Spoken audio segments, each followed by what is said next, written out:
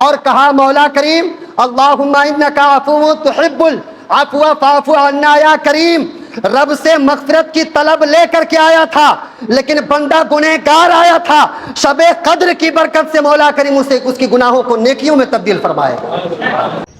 السلام علیکم. تو گائس جیسے آپ لوگوں کو پتہ ہے کہ رمضان کا مہینہ چل رہا ہے اور میری جو لانگ ویڈیو ہے نا وہ نہ کے برابر آ رہی ہے. مطلب بہت میں کم ہی ویڈیو کر رہا ہوں.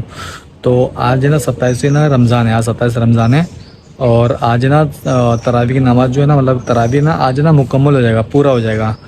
تو جو امام صاحب کے ہم لوگ پیچھے نا نماز پڑھتے ہیں تو ان کو نا گلپوشی کریں گے اور مطلب بیان ہوگا. جو کچھ بھی ہوگا وہ آپ کو نا اس ویڈیو میں دیکھنے ملے گا. اور یہ ساری چیزیں نا آپ کو نا عشاء کے نا بعد دیکھنے ملے گا کیونکہ ابھی تو فی الحال فجر کا ٹائم ہو گیا ہے. مطلب نماز پڑھ کے میں نکل چکا ہوں اور اب جا رہا ہوں میں سونے کے لیے. تو میں یہ ساری چیزیں مطلب جو بھی آج نا ہونے والا ہے تو وہ میں نا آپ کو نا اس ویڈیو میں دکھاؤں گا.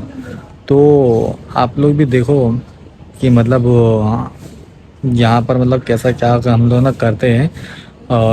جن کے پیچھے ہم نماز پڑھتے ہیں تو ان کا کتنا ہمیں نا احترام کرتے ہیں اور ان کو نا کس طریقے سے مطلب رخصت کرتے ہیں یہاں سے.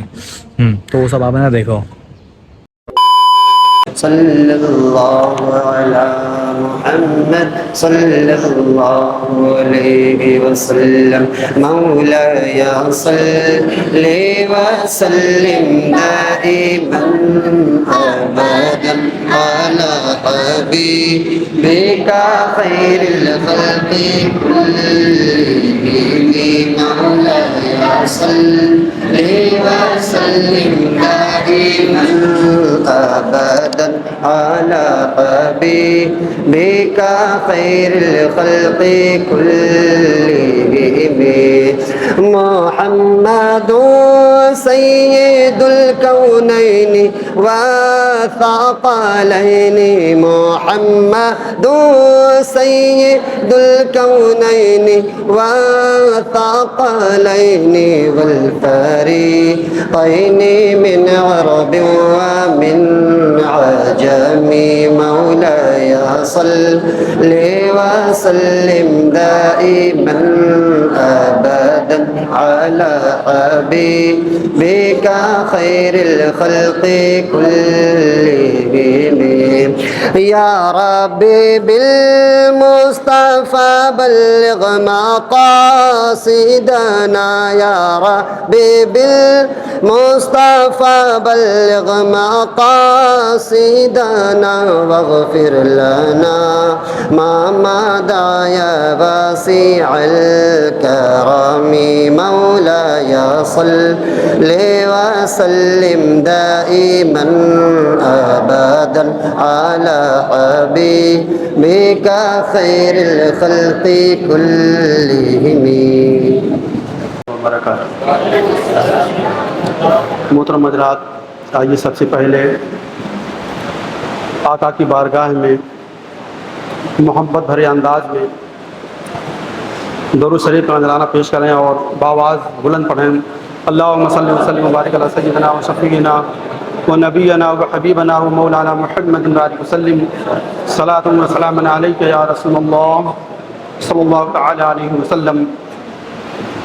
آج کی شب قدر کی رات, نجات کی رات اللہ ہم سب کو نصیب کیا اور آئندہ اللہ بہتر جانتا ہے کس کے نصیب میں کس کی زندگی میں پھر یہ دن یہ رات یہ شب قدر کا نصیب ہونے والا ہے. جو چیز جو رات جو شب جو جگہ میسر آیا اللہ کا بہت بڑا فضل ہے, احسان ہے. اور آج ہی کے شب ہم اور آپ مل کر انشاءاللہ اپنے گناہوں کی معافی اللہ سے مانگیں گے اور انشاءاللہ اللہ تعالی ہم سب کو مغفرت کرے گا اپنے حبیب کے صدقے. اور ہم سے رمضان مبارک جدا ہو رہا ہے, جا رہا ہے, اس سلسلے میں دو چار شعر سماعت کریں.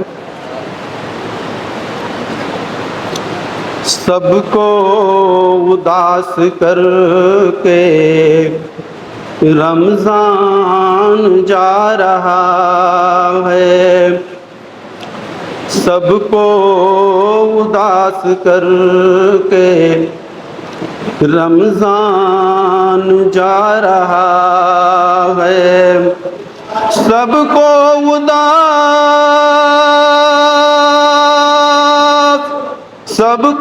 اداس کر کے رمضان جا رہا ہے، سب پر لٹا کر اپنا فیضان جا رہا ہے، سب پر لٹا کر اپنا فیضان جا رہا ہے۔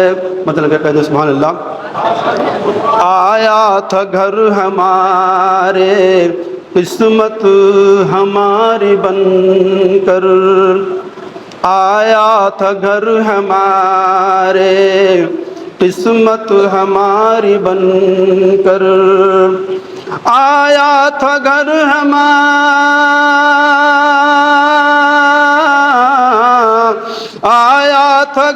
ہمارے قسمت ہماری بن کر، بھیجا تھا جو خدا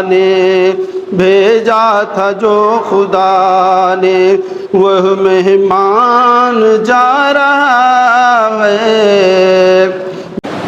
ماشاءاللہ بڑی خوش نصیب ہیں آپ حضرات، اور لائق مبارکباد ہیں وہ لوگ کہ جنہوں نے پہلے رمضان کے چاند کو دیکھنے سے لے کر کے اور آج کی 27ویں شب تک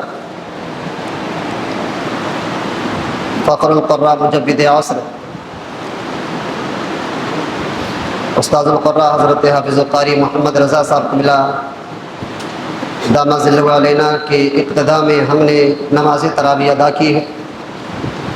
اللہ رب عز و جل کی بارگاہ میں دعا ہے کہ مولا کریم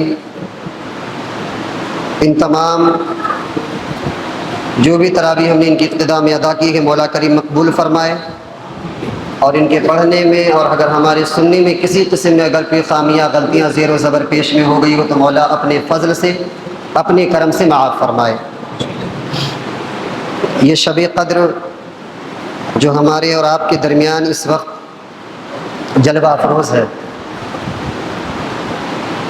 یہ رب عز و جل کا ہم پر بے پناہ عظیم احسان ہے اور کرم ہے۔ میں اس پر انشاءاللہ تعالی چند باتیں عرض کروں گا۔ اللہ رب عز و جل ہم سب کو سننے سے زیادہ عمل کی توفیق و رفیق بخشے۔ رمضان شریف کا مقدس مہینہ اور متبرک کیوں ہے یہ اس بیان کرنے کی حاجت نہیں، اور اسی مقدس ماہ میں شب قدر بھی ہے جس کی فضائل و مناقب اظہر من الشمس ہیں۔ شب قدر کی قدر خوبیوں کا حامل ہے۔ تفسیر صابی میں ہے کہ شب قدر کی پہچان اور شب قدر صاف و شفاف اور چمکدار اور کھلی ہوتی ہے۔ اس رات میں نہ زیادہ گرمی ہوتی ہے اور نہ زیادہ ٹھنڈک۔ آج آپ لوگ کیسا فیل کر رہے ہیں؟ کیسا محسوس ہو رہا ہے؟ گرمی زیادہ محسوس ہو رہی ہے کیا؟ بولے بھائی، روزانہ کی طرح آج محسوس ہو رہا ہے؟ زیادہ ٹھنڈک لگ رہی ہے؟ نہیں۔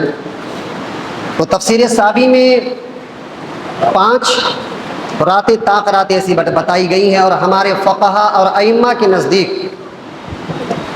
اور اقوال جمہوریہ کے نزدیک 27ویں شب ہی کو ہمارے نزدیک شب قدر کہا گیا ہے، اور اس کے کچھ آثار بتائے گئے ہیں کہ یہ آثار جب نظر آ جائیں تو سمجھ لیں کہ یہ شب قدر ہے۔ اور اس رات میں نہ زیادہ گرمی ہوتی ہے نہ زیادہ ٹھنڈک، بلکہ یہ رات موسم بہار کی راتوں کی طرح ہوتی ہے۔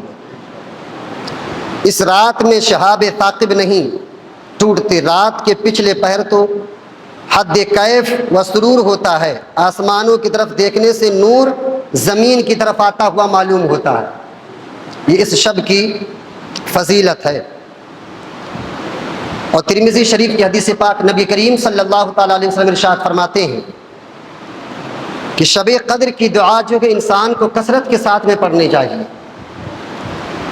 حضور فرماتے ہیں اللہم انک عفو کریم تحب العفو فاعف عنی. یہ دعا کثرت کے ساتھ میں پڑھنی چاہیے. اور اس کا ترجمہ یہ ہوتا ہے کہ اے اللہ بے شک تو معاف فرمانے والا ہے, تو معاف فرمانے والا, کرم کرنے والا ہے, تو معاف کرنے کو پسند فرماتا ہے, اور تو میرے گناہوں کو بھی معاف فرما دے. حدیث شریف میں ہے کہ حضرت انس رضی اللہ تعالیٰ عنہ ابن ماجہ کی حدیث پاک سے حوالے سے یہ بات عرض کر دوں میں کہ حضرت انس روایت کرتے ہیں کہ حضور فرماتے کہ ایک مرتبہ جب رمضان شریف کا مہینہ آیا تو ہمارے پیارے نبی صلی اللہ علیہ وسلم نے فرمایا کہ تمہارے پاس ایک ایسا مہینہ آیا ہے. جب یہ رمضان کا مہینہ آیا تو سرکار نے ارشاد فرمایا کہ رمضان شریف کا مہینہ جب آیا تو سرکار نے فرمایا تمہارے درمیان تمہارے پاس ایک ایسا مہینہ آیا ہے جس میں ایک رات ایک شب ایسی بھی ہے کہ جو 1000 مہینوں سے زیادہ افضل ہے, 1000 مہینوں سے افضل ہے. اور جو شخص اس رات سے محروم رہا گویا تمام بھلائیوں سے محروم رہا, تمام بھلائیوں سے محروم رہا.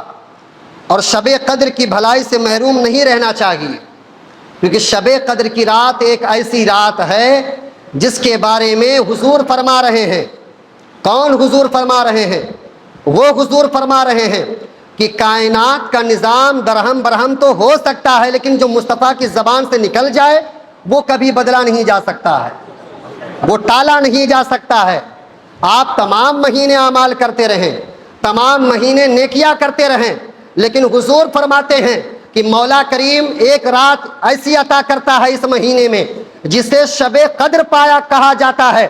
اور جس نے شب قدر کو پا لیا اور اپنے آپ کو رب کے حضور سرنڈر کر دیا اور کہا مولا کریم اللہم انک عفو تحب العفو فاعف عنا یا کریم, رب سے مغفرت کی طلب لے کر کے آیا تھا لیکن بندہ گنہگار آیا تھا, شب قدر کی برکت سے مولا کریم اسے اس کی گناہوں کو نیکیوں میں تبدیل فرمائے.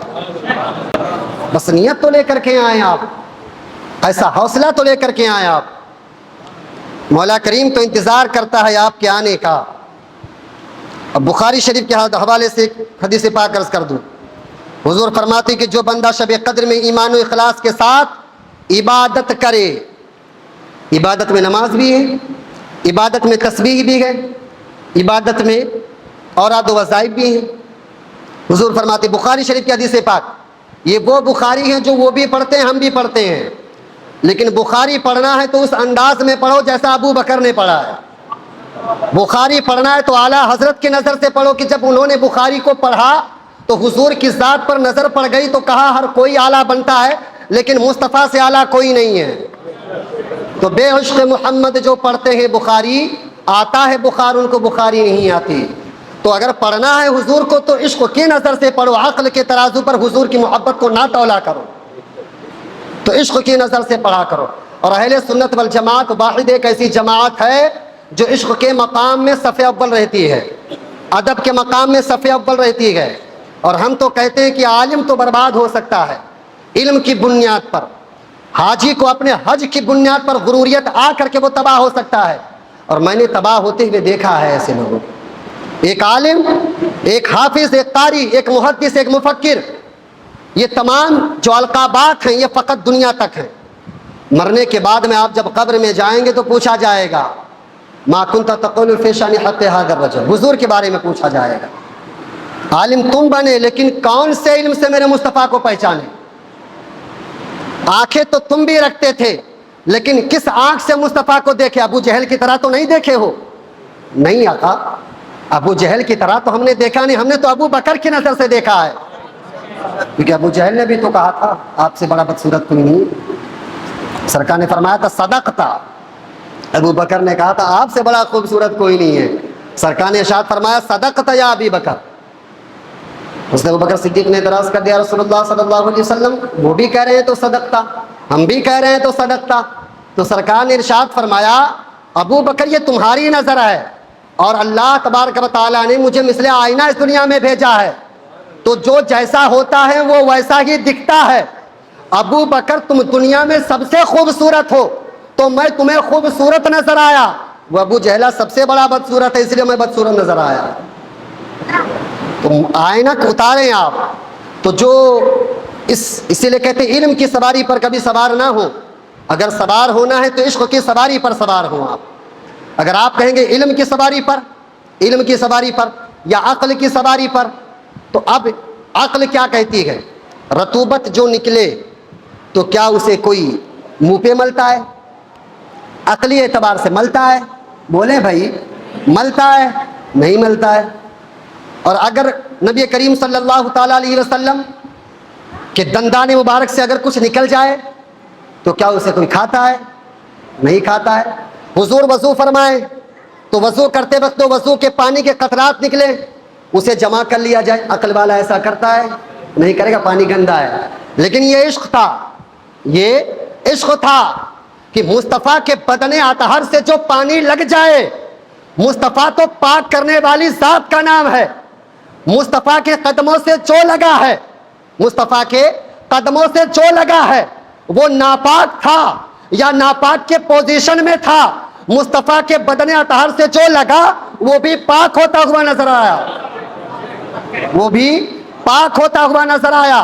اب مصطفیٰ نے جس پانی سے وضو فرمایا, جس پانی سے غسل فرمایا, اب عاشق سے کہا جائے, ایک عاقل سے کہا جائے کہ بھائی تو اسے پی لے, عقل والا کہے گا نہیں بابا میں تو نہیں پیتا, یہ عقل کے خلاف ہے, عقل مقبول نہیں کرتی ہے, عقل کے دریچے میں یہ بات سمانے والی نہیں ہے. لیکن عاشق سے کہا جائے کہ جو تیرا محبوب ہے, جو تیرا معشوق ہے, اس کے بطن اطہر سے یہ چیز لگی ہے, اور اس سے کہا جائے کہ یہ جو تو دیکھ رہا ہے نا یہ پانی نہیں ہے, وہ کہے گا کہ اے عقل والے سن, تجھے تو یہ پانی نظر آ رہا ہے لیکن میرا عقیدہ تو یہ ہے کہ میرے معشوق کے بدن اطہر سے جو چیز لگ جائے میرے نزدیک کائنات میں وہ سب سے افضل ہوتی ہے. اور ابو بکر نے بتا دیا کہ مصطفیٰ کریم میرے نزدیک آپ بھی افضل ہیں, اور آپ کے قدموں سے جو لگ جائے وہ بھی افضل ہے. تبھی تو رب نے فرمایا لا اقسم بہذا البلد وانت حل بہذا البلد.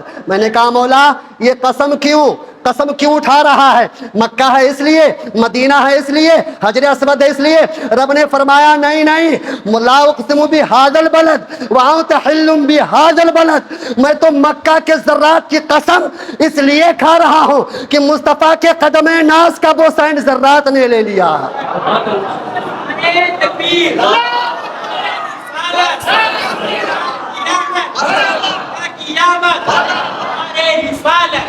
ذرات نے لے لیا. بات دوسری طرف چلی جائے گی تو عاشق بنے, عاشق حضور سے محبت کرنے والے بنے, حضور سے عشق کرنے والے بنے.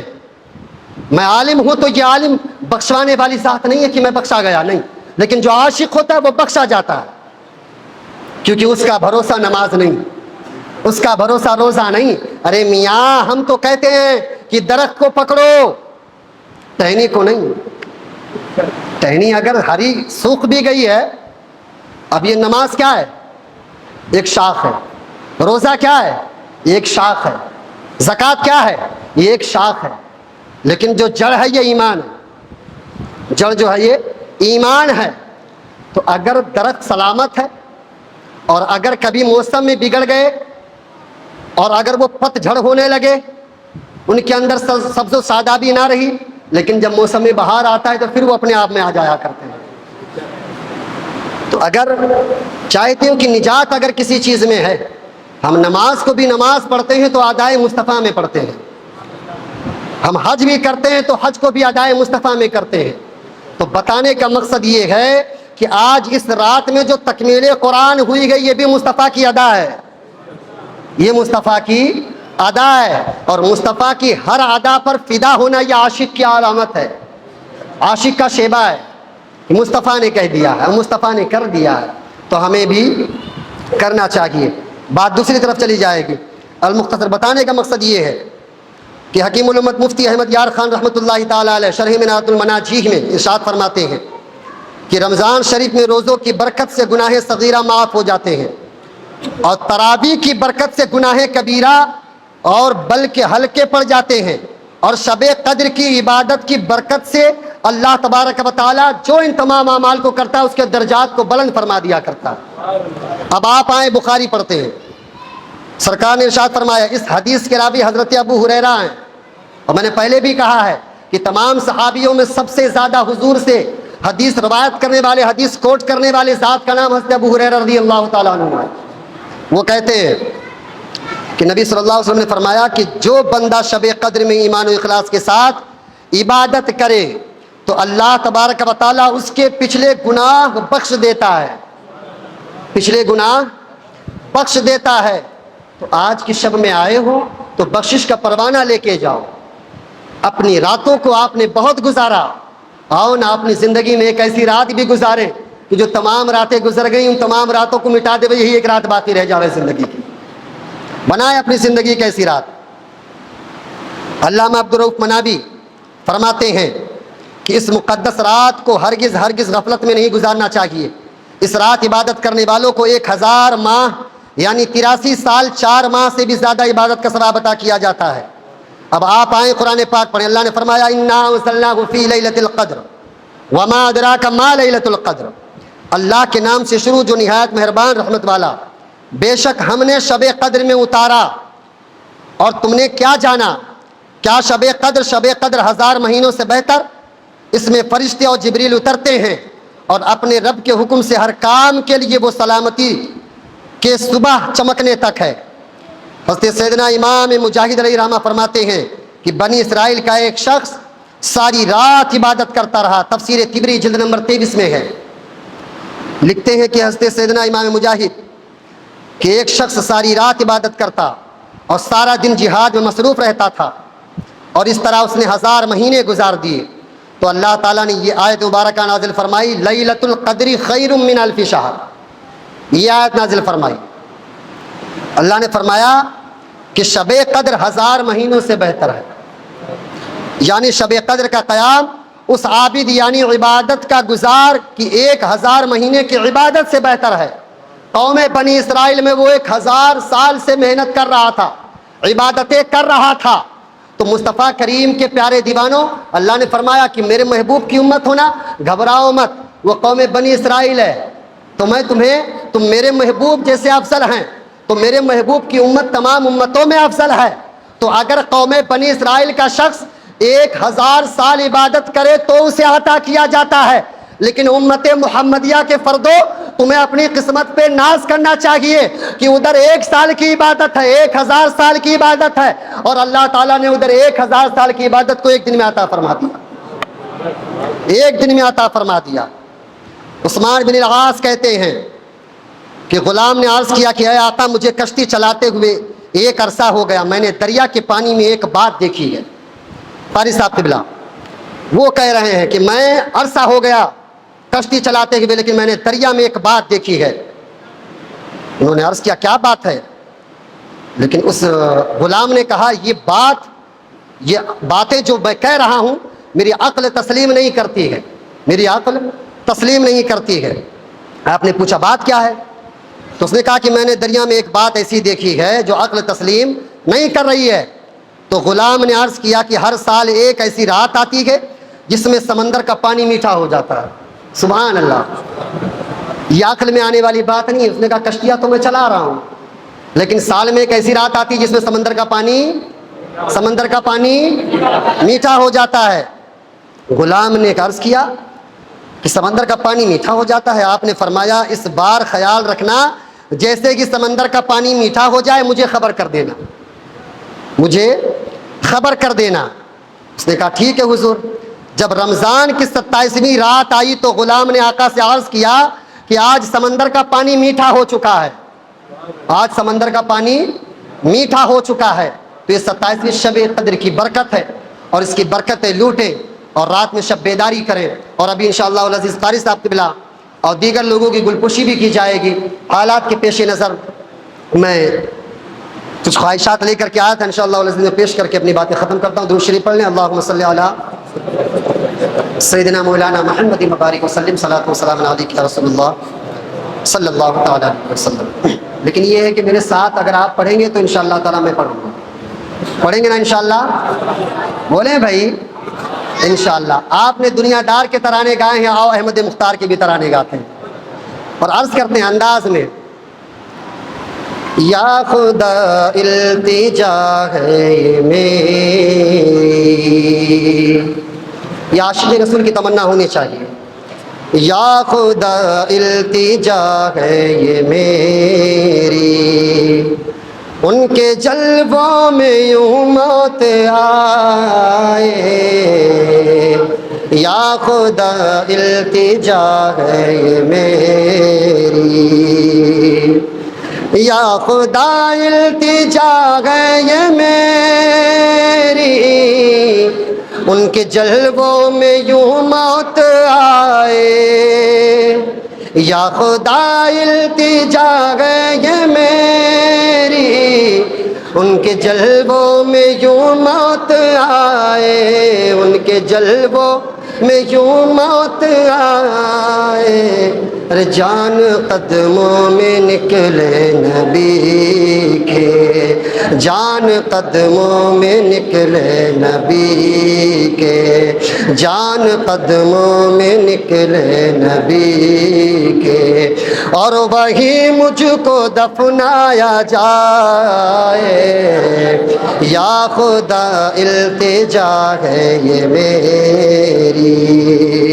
اور جس کے دل میں یہ آرزو ہوگی وہی کہے گا آرزو ہے یہ بس میرے آقا، آرزو ہے یہ بس میرے آقا. ارے موت آئے تو اس طرح آئے، موت آئے تو اس طرح آئے. ارے دھوم سے نکلے میرا جنازہ، دھوم سے نکلے میرا جنازہ، دھوم سے نکلے میرا جنازہ. اور میری میت مدینے کو جائے، دھوم سے نکلے میرا جنازہ. میری میت مدینے کو جائے.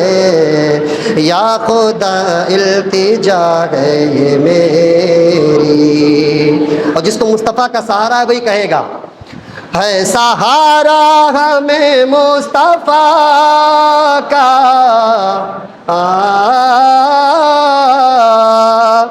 ہے سہارا ہمیں مصطفیٰ کا. چھوڑ دے چھوڑتی گئے جو دنیا، چھوڑ دے چھوڑتی گئے جو دنیا.